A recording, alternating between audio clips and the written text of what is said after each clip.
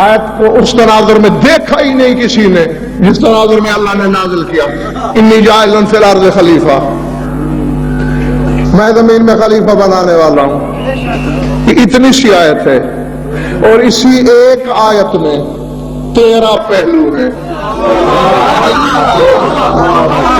میرا موضوع خلافت نہیں کہ میں اس بحث میں پڑ جاؤں۔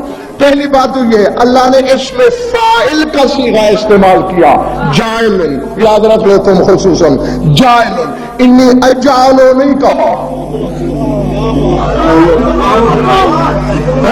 اگر کہتا ہی نہیں اجعل ترجمہ ہم پھر بھی یہی کرتے ہیں، میں بنانے لگا ہوں، لیکن نہ، اگر اجعل کہتا تو ہم یہ سمجھتے جو خلیفہ اب بنا رہا ہے اسے خود بنائے گا، آئندہ ہم بنائیں گے۔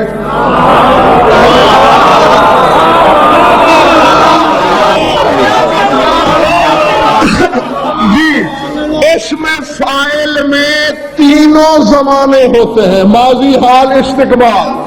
جاعلن کہہ کر اللہ بتانا یہ چاہتا ہے جب بھی بناؤں گا میں ہی بناؤں گا۔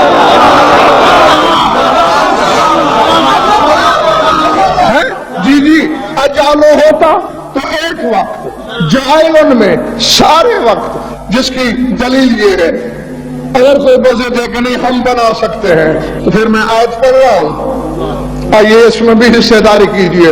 انی خالق بشر من طین، اللہ کہتے ہیں میں خلق کر رہا ہوں بشر، وہاں جاعل فاعل تھا، یہاں خالق فاعل ہے۔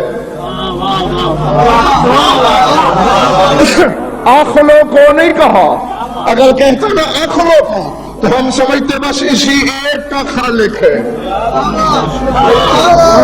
جیسا کہ دیکھو عیسیٰ صرف پرندے کا خالق ہے، تو عیسیٰ نے کیا کہا؟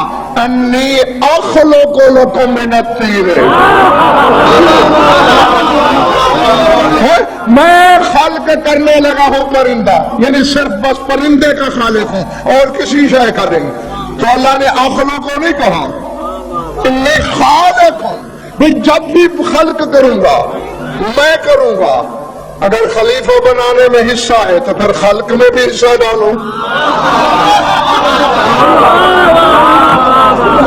جی ہاں، اور خلیفہ واحد کا صیغہ، واحد کا صیغہ کیوں استعمال کیا ملک پر؟